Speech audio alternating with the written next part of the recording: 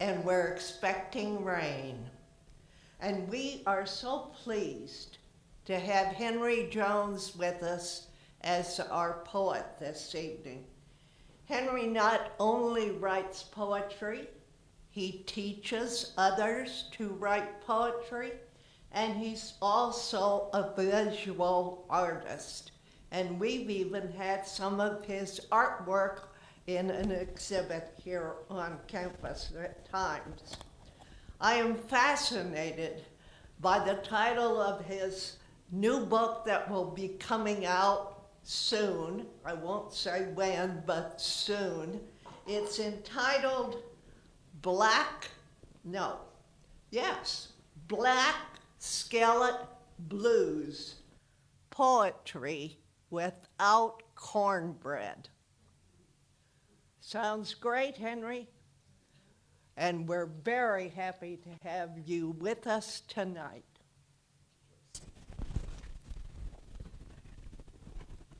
Thank you, Joyce. And it's wonderful to be back. Yeah, Black Scarritt Blues, Poetry Without Cornbread is my second book, which I'm actually dedicating to my father. And that title came to me after he passed. I received these different items. And a single father raising two kids. He basically had to think of creative ways to cook. And one thing he perfected that we really loved was his cornbread. And after he passed, I had the cast iron skillet that he actually cooked that cornbread. And anyone that has ever seen and smelled a cast iron skillet, you know, you can see all type of wonderful patterns in the char and the grease and the color. And this had all these wonderful colors. And being visual, you know, I just fell in love with it. And I was like, oh man, so that was bringing back so many memories. And I knew then my next book had to be integrated because it deals with a lot of family issues and community. Tonight, you have the opportunity to hear some of my old poems from Running to Blackness, Feeling My Poetic Gumbo, and new ones from the cast iron, the Black Skillet manuscript. Because life is like this wonderful passage. So I have to pull from the past to kind of project and show how they fit.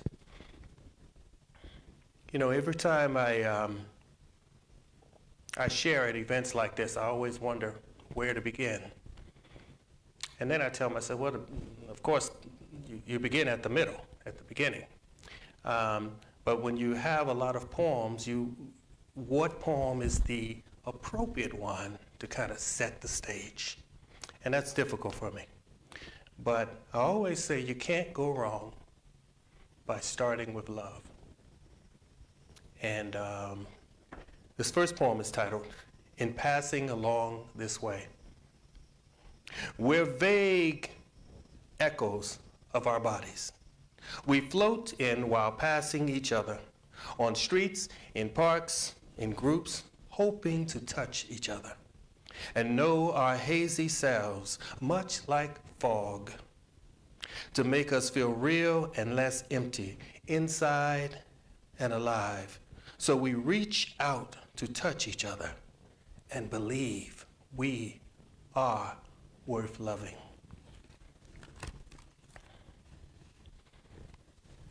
You go through life, you see your body, you're growing. This is a poem dedicated to a woman looking at her body. She's gone through the change, she's growing. It's titled Growing Pains. She doesn't love her body, skin of summer nights. She stands naked in her mirror. Marks of the shameful stain covering and filling her with an ugliness. She stares at the new curves and stretches where a peeping child once hid. From a wrap of innocence, soon a woman emerges. When will she love her body and set her beauty free?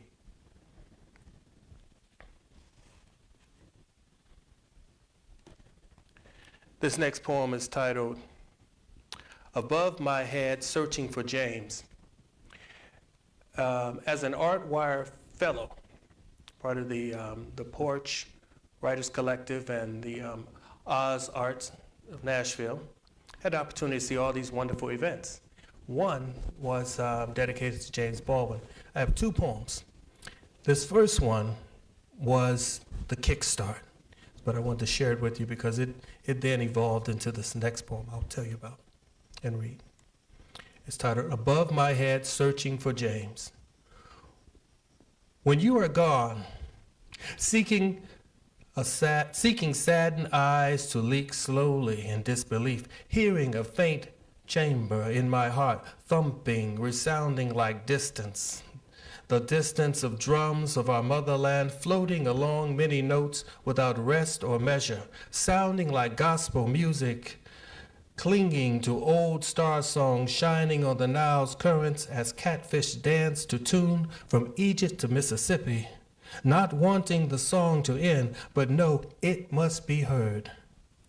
As blurs in the deep, trying to find the words, lost in this sea of tears cast from so many oceans, wetting many pages with the stain of freedom. Until the whiskey becomes jealous of this grief, so we drank and drank, hoping to drown you in the swirls between sips of the amber fire, which once was you, stinging when gone, going down, laughter when resting long, not 1 minute or second of mourning about you. Instead, we listen to music which reminds us of you, that nomadic native son, known for your torn soul trapped in confined pages, still an old pastor's son. Graceful lips chanting freedom of the soul and heart to rise one day from the dirty black twisted by the neck to silence the screams with the bloody flag, layered of violence sewn into the fabric of a nation. Marvel at us making things, pavers of crushed heads, thoughts of a better life, wrapped in fear of night, torrid angels crave salvation, bring us cotton bundles, made into rope for comfort and fire to dry our sweat of labor and seal our wounds. Rambled prayers sung to us, preacher man's son smiles at the choir and runs to Paris. The wild child knew angels brought death, not redemption, but his father shouted in the fiery sermon and told us just to hold on. The Lord will save you, as you saw from a sycamore tree strange fruit becoming too ripe for grieving open mouths to eat with their commune bread, and vinegar red wine to save us, leaking into eyes for hope to see a different way to die. This next poem is titled Change. We've been hearing a lot in the media about change. As humans, we're kind of afraid of change. We don't want to change. We like being comfortable. This poem, Change. Change is hard, but it can be beautiful. Steps are hard, but they move us closer. Healing is hard, but it pulls deeply.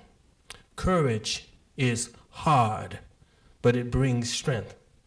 Tears are hard, but they release pain. Patience is hard, but it brings newness. Love is hard, but it makes us change. Joyce mentioned Nashville. So some of you who are out there may have heard about our wonderful tornadoes that we get every season. We had one in 2020, amongst other things. And let's see, I've helped with some cleanups, but this is the first time that I actually wrote a poem related to the tornado. Nashville Tornado 2020. That's a working title.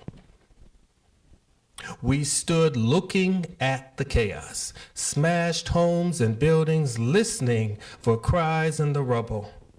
wondering if the voices of victims or whimpering pets calling to us, the silence brought this raining of the fragment remains of the city, crashing with the thunder of fear as we hid, waiting for the end.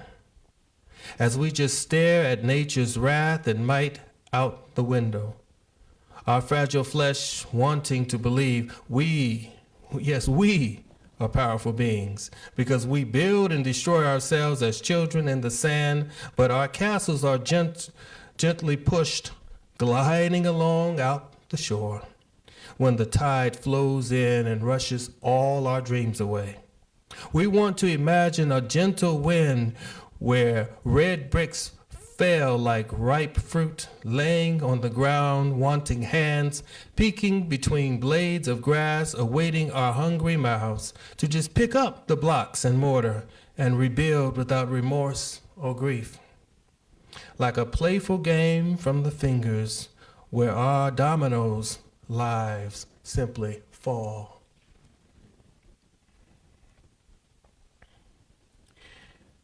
Online, everything's online. I heard about this march for the poor people's campaign march back in June. And after watching this numerous testimonies of people from all cities and what they were going through and what they were experiencing, the daily challenges, this poem came from that. It's titled, Together We Rise, Together We Rise. Hold me up so I won't fall, weak but still marching onward, stomping on fears paved to the past, legs weary and cramping along this familiar trail and journey. Breadcrumbs thrown around, GPS turned on to find my way back home beyond the sea of heads. People shouting, crying, wondering why this storm never ends. Tears from generations pouring ancient libations to old eyes. People with vision, a legacy shown beyond the ripples of dreams as another rock parts the water. We become the waves touching many shores of hearts and minds as the moon pulls on us from within.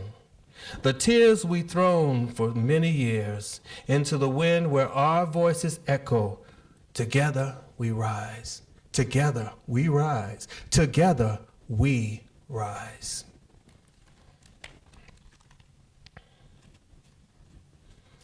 I love birds. I was a child that bird watched.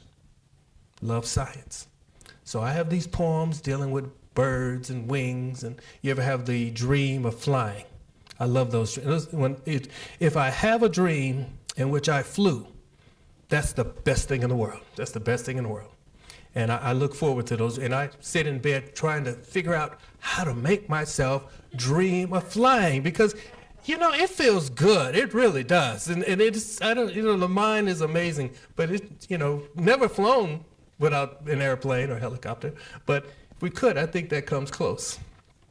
But that whole symbolism of flying and wings fascinates me. And I wrote this poem dedicated to our 3 children because someone said, oh, you're empty nesters now, they've flown away. And of course, that sparks this poem, Wings.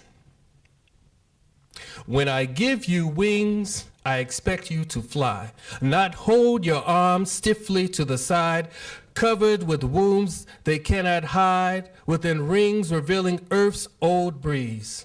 Wildfires burn a death camp's charcoal pit, leaves smoldering in the gases of their own. Lightning ignited the forest with just one hit. Songs of crackling wood, now charbrown.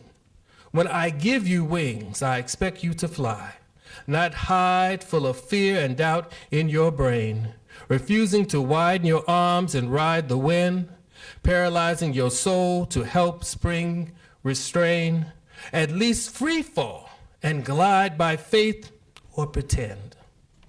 Either the ground will kiss you to death, rejecting who you are and born to be, or awake in flight with the grasses beneath. So right now, jump up, then out from this tree. When I give you wings, I expect you to fly. Not crouched down, crying a storm of tears, tightly shutting your eyes of what can be, your body trapped in a cocoon of fears. Tear away from those many layers to become free. Remember your vision before you felt crush, when riding currents was more than in dreams, flying high while looking down, feeling unrushed. Now rise to touch the sun flowing ancestral streams. Because when I give you wings, I expect you to fly, to fly, to fly, to fly on the wind, my child. This next poem is titled Cornbread. You remember what I talked about my father? I cannot eat cornbread without thinking about him. If I smell it, see a bag of it, anything. And this poem is one of those poems in the new book that embraces that whole experience. Cornbread. Cornbread memories of the skillet, brown and black edge winking at me, making me smile. While watching the butter glide along the yellow surface, dripping into the sinkholes made by toothpicks to partially soak the inside with a sweet and salty flavor, almost cake-like. Cornbread made us like black folk, hungry to be cooked in a hardness. As the temperature rises, getting slightly burned on the edges, but keeping all the flavor inside. Just enough heat to transform your inside and make firm, keep you whole and full. A spiritual food. A spiritual food made to free the soul with strength.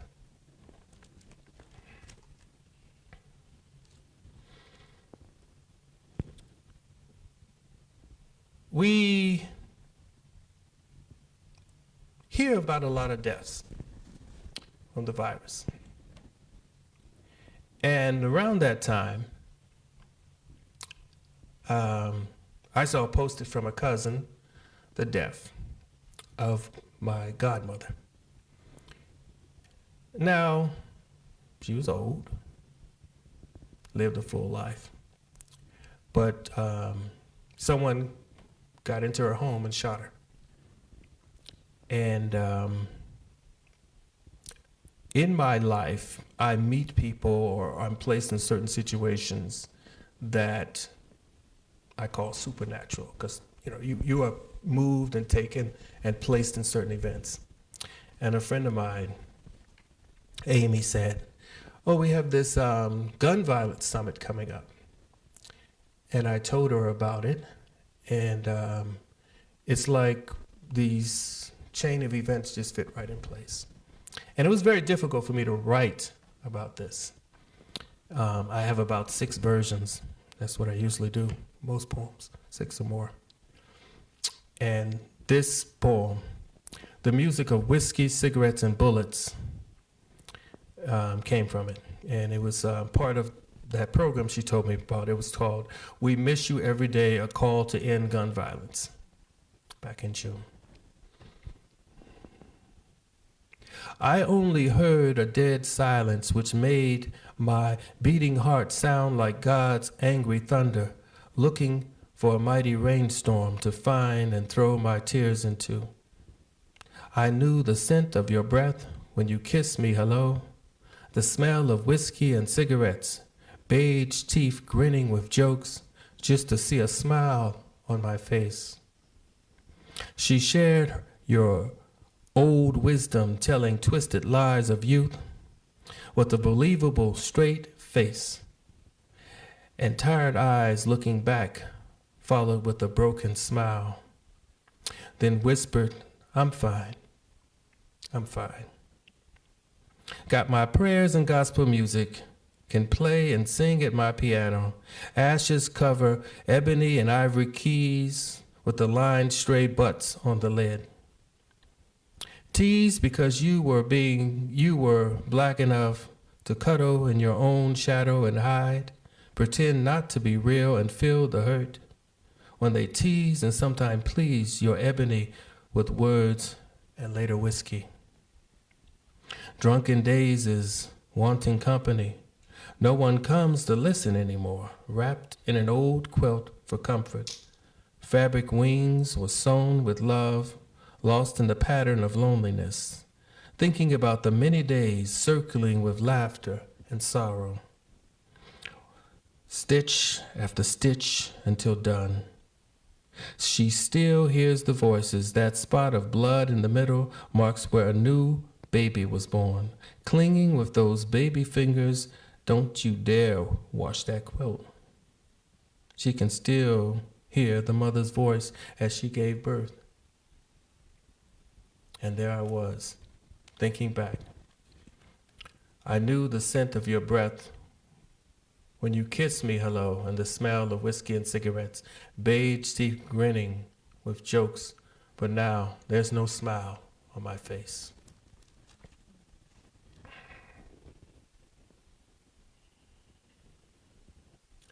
That's still a difficult one for me to recite, and I question to even do it.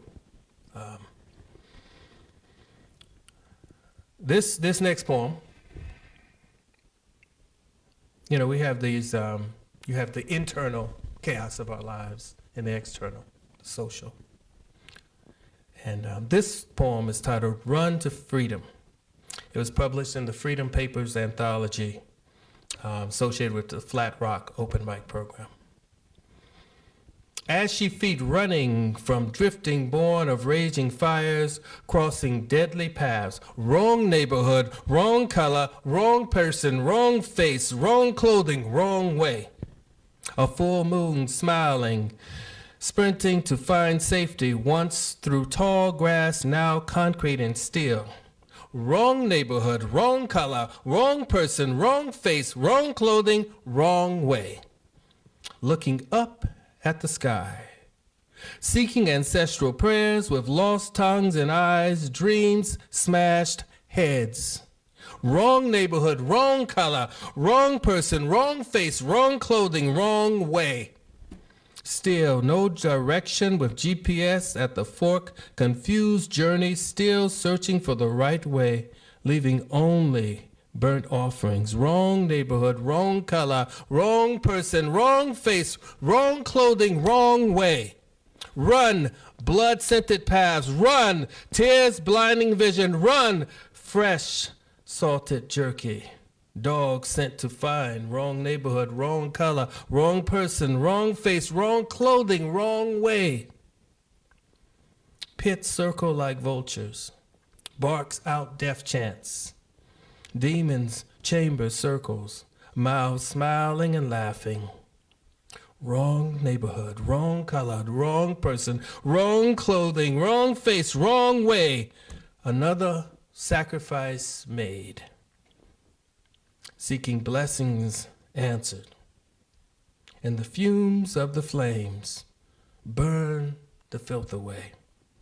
Again, wrong neighborhood, wrong color, wrong person, wrong face, wrong clothing, wrong way. Ashy feet, walking in paradise, sacred ground, polluting our fruit, they scream. Under bloodlust moon, all because wrong neighborhood, wrong color, wrong person, wrong face, wrong clothing, wrong way, still in 2019.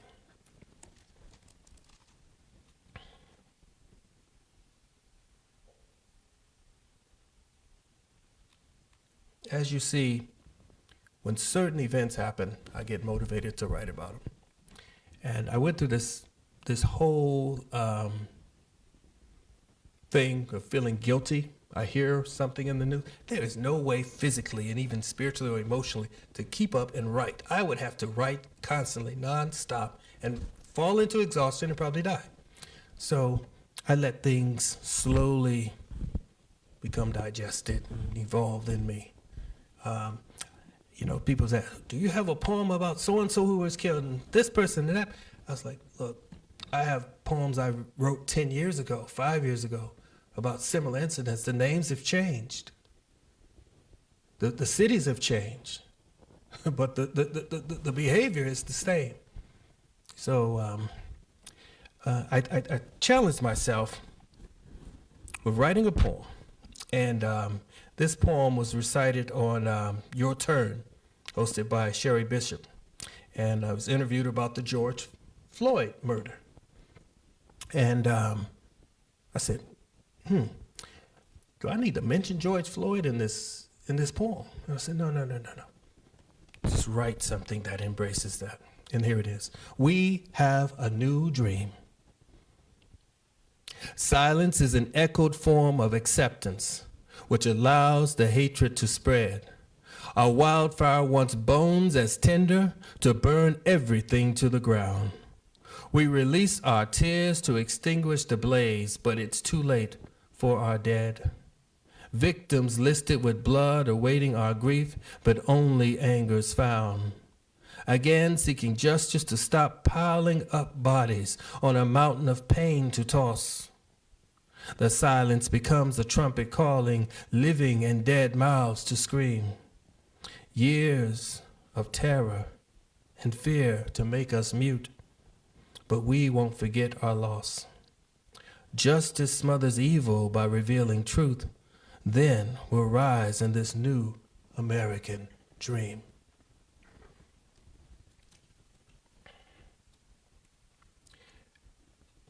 If you come to my house, we have books. We've always loved books. The kids love books. My wife loves reading. We're readers. Love TV too. I love movies. But you will find I have numerous James Baldwin books because back in college, I never heard of them. And someone said, blah, blah, blah, James Baldwin. You know, I don't remember the exact words. I was like, who? And I opened that book and I was like, oh my God. Because I love just learning about new authors and their words. Still have that passion. So when I was in Art Wire, there was an event focused on James Baldwin. I was like, yeah. I can't wait for that one. And this was the second poem that I told you about. And it's Baldwin Speaks of Old and New Lynches. It was the program, the group was Notes of a Native Song, which is a play on the words of his book, Notes of a Native Son. And I just love that, you know. And it was by Stu and the Negro Problem. Baldwin speaks of old and new lynches. When just above my head, a lynching, seeking relief from grieving eyes, leaking slowly in disbelief, racing hypertensive heartbeats, fear in my chest, pounding loudly. Beats to our African ancestors sounding like distant drums, awakening the deep slumber, listening to those ancient chants, scores of music that seem familiar. Dry branches applaud the wind, moving like praises to the word, clinging to old star notes coded, echoing on the Nile's currents.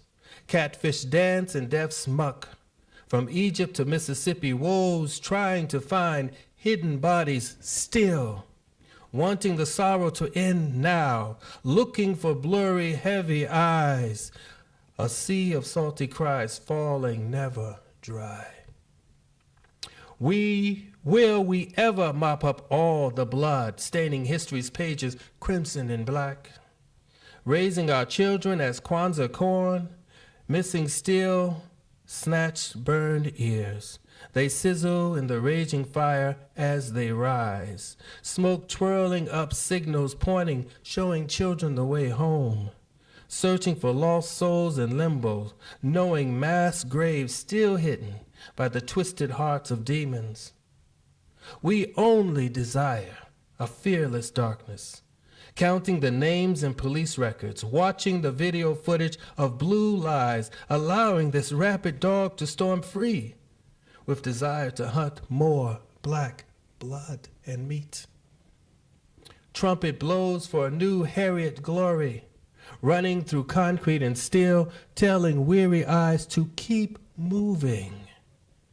Mourning, stunted mind she left behind to live on smiles and shuffle dances.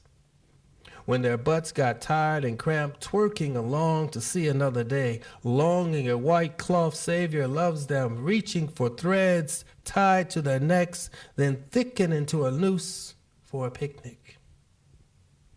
Erected another native son, proud day, dragging flesh from his slave bones, banging on plantation floors the many rapes, castrating tails to stop the black seed, dry, thin lips shouted about new trophies.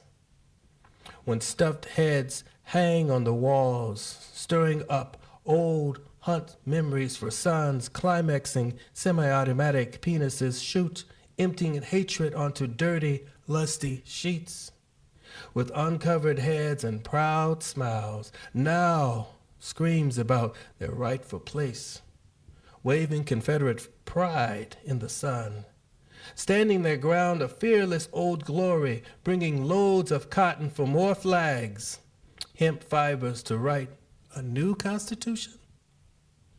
When Baldwin, the old pastor's son, watching blacks pull the weave apart, revealing their frailty and strength, trapped naked beasts in the flower garden, clothed in sermons for marching plans. Around the world, loud outcries for justice, walking unstoppable waves of change, holding up signs for all to hear our voices, seeking proof of humanity to redeem. Now, the fire next time is freedom's glow. And related to this is called the picnic lesson.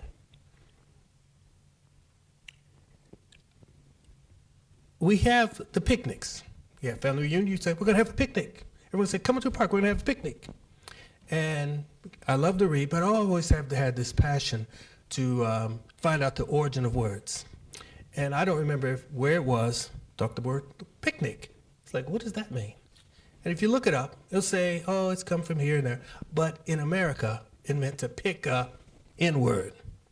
And that whole concept, a black person was picked, and then you can still see the photos online of the lynchings, and then everybody would be grouped up in a celebration, all these white people, and the lynching would occur. And it was part of doing their picnic.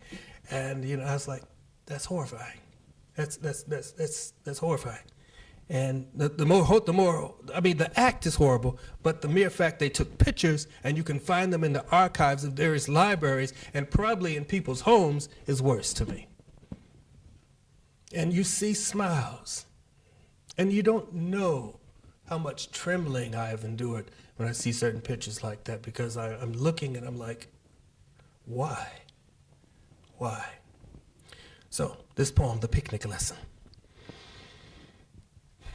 Revealing the truth between the echoes of screams, wanting justice, climbing onto the piled generations of pain.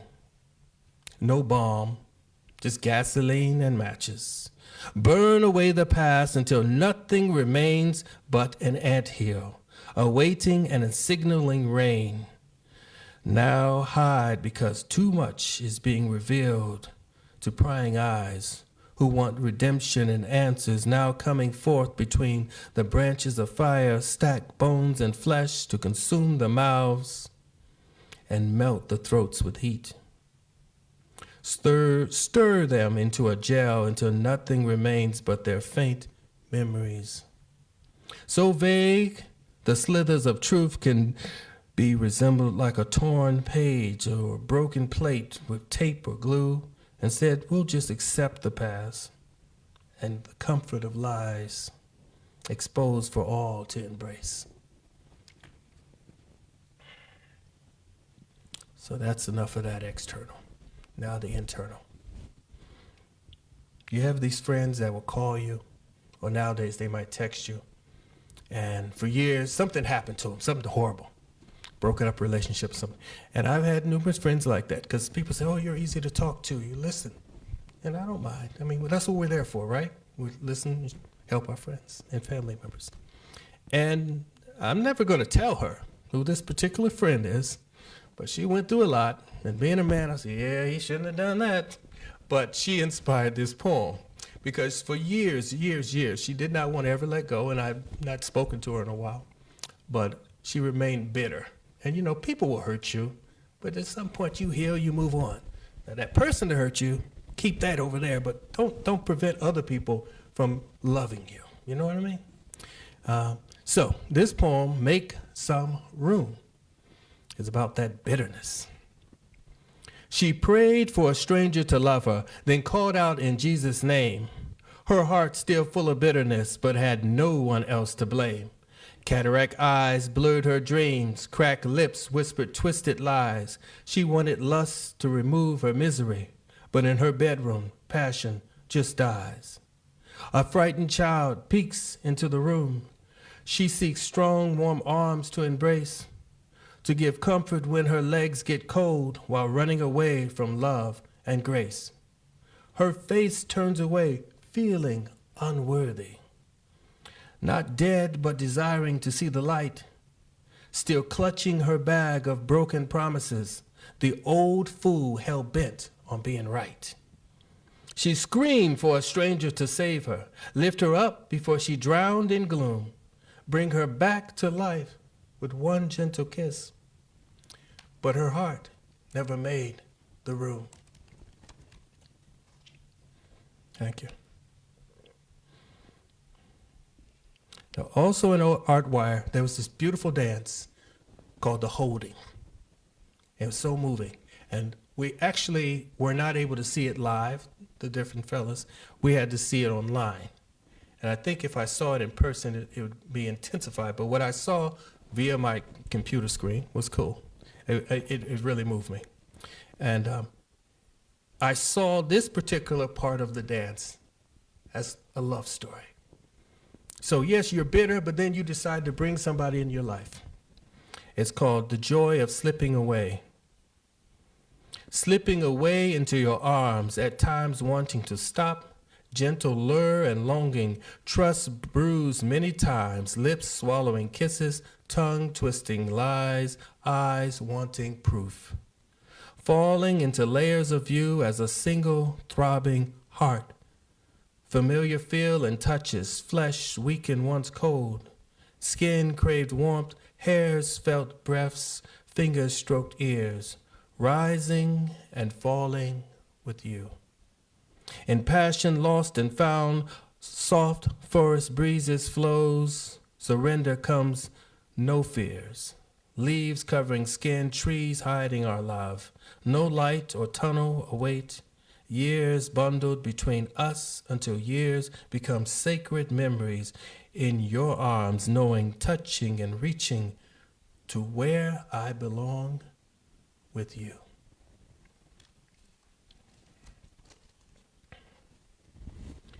In another program, so you fall in love, and in life, sometimes you find that special person, but then sometimes something happens, something terrible, disease. I mean, I think the fears of such things are happening now more. And I was in a program called the 2020 Vision, the Czech Republic.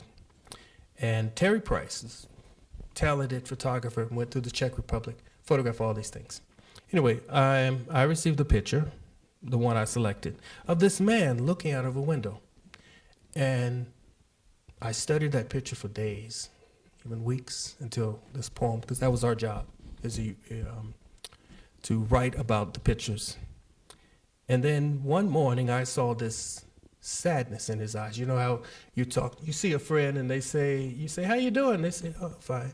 And you look at their face and you say, nah, you're not fine. Something's going on. And I saw on that man's face this sadness, this deep sadness, a grief. And this poem, I Am Still Searching for You, came from that. I am still searching for you. Where are you, my love? Again, I stand here looking up and down the street, searching for your face amongst the crowds of people passing like a flowing stream. I stare while counting heads, hoping one was your crown, glistening along the currents to eventually rise up for air to see me along the shore and reach for one of my hands.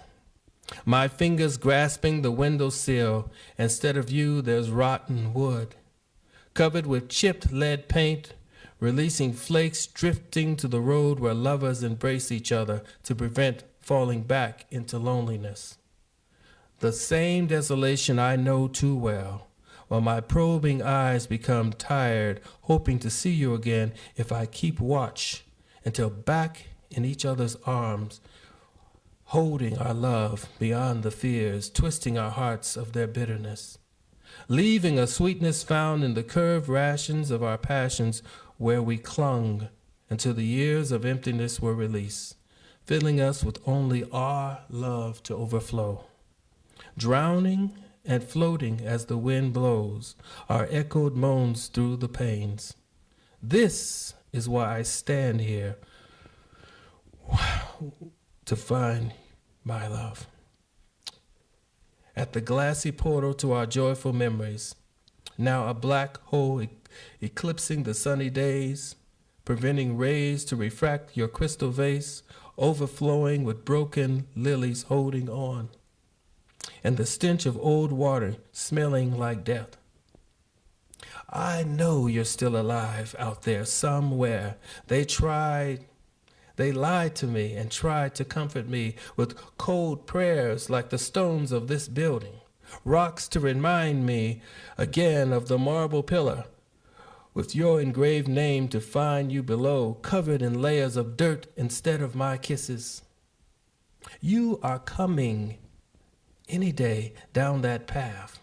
I know it's true because I found your smile on the face of a young woman holding flowers, her fist clutched, hairy roots swaying, seeking to taste cool water to live again, thirsty like we were before we found love.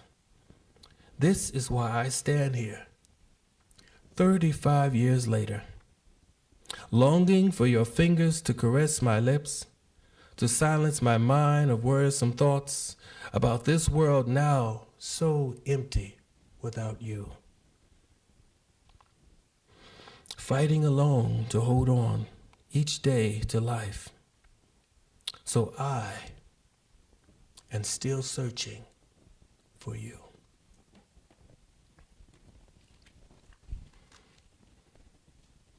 How are we doing for time? Oh, we're good. Okay.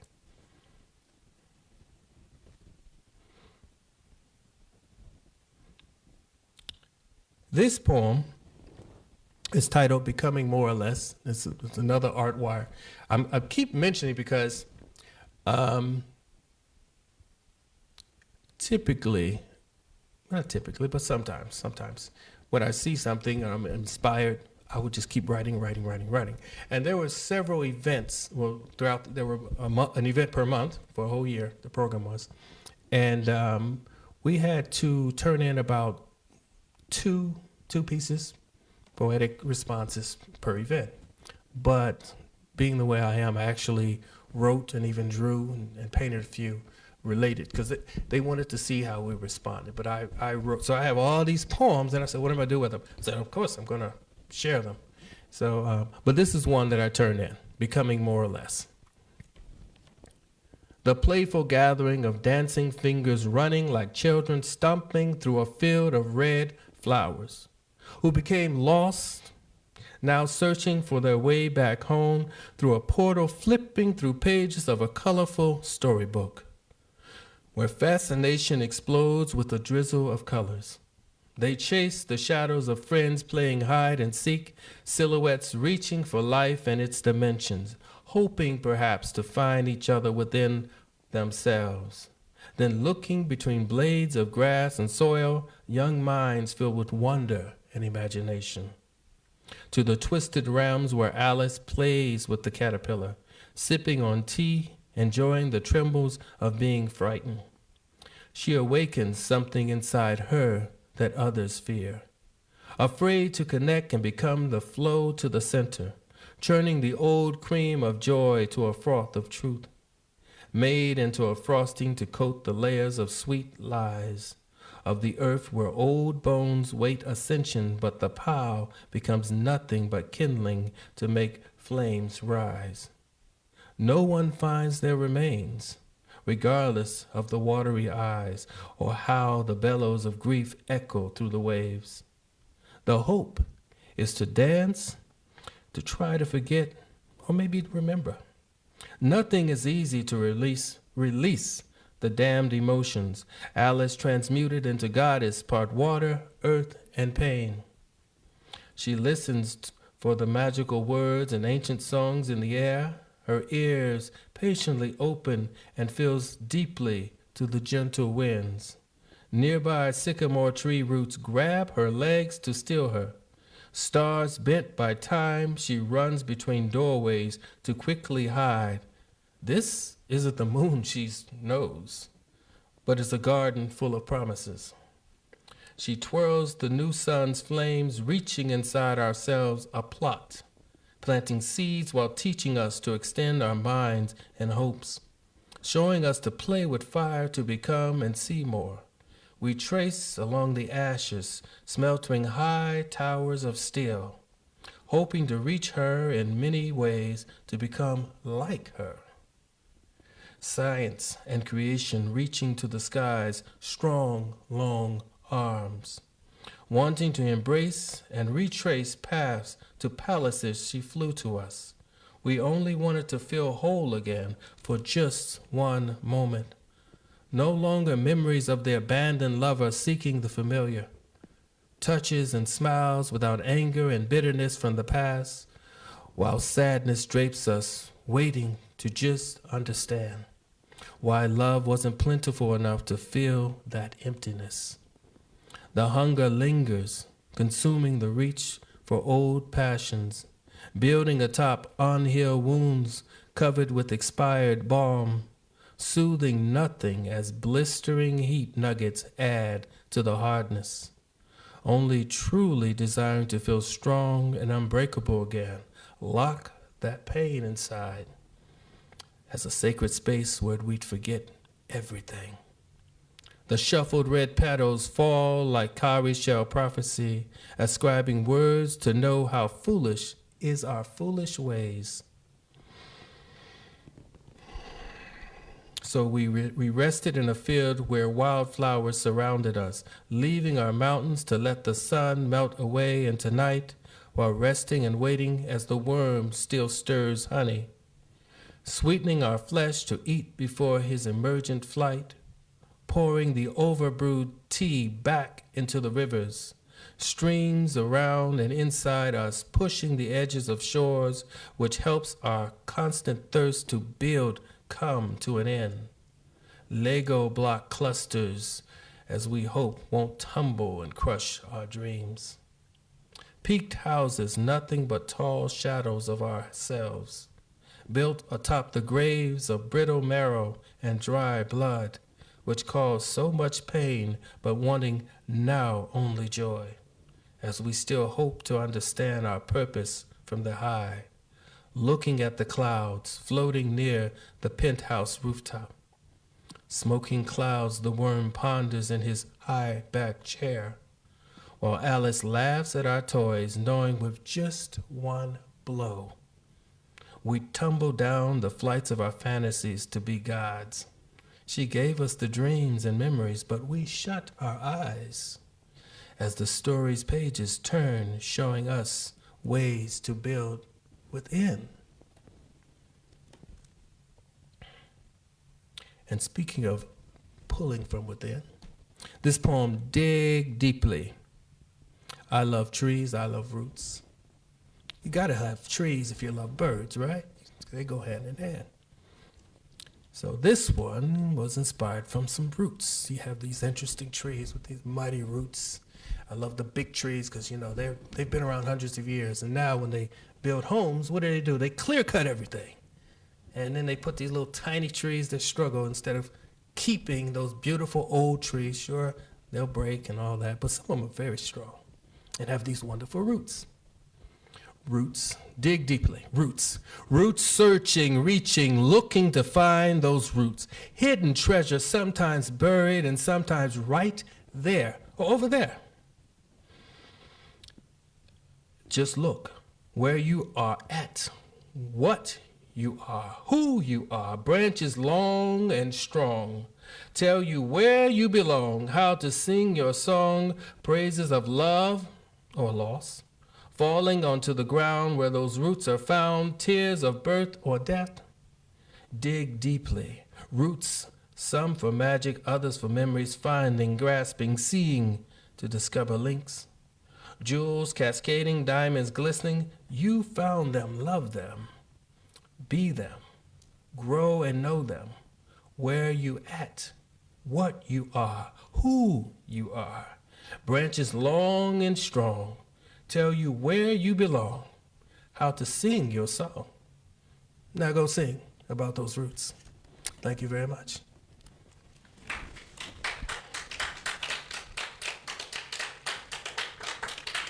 Thank you again, Joyce, and the people here. Thank you very much, Henry. Thank you. Good job. I enjoyed it. Henry's birthday today. Oh. On here, it's Michael's birthday too. Are you serious?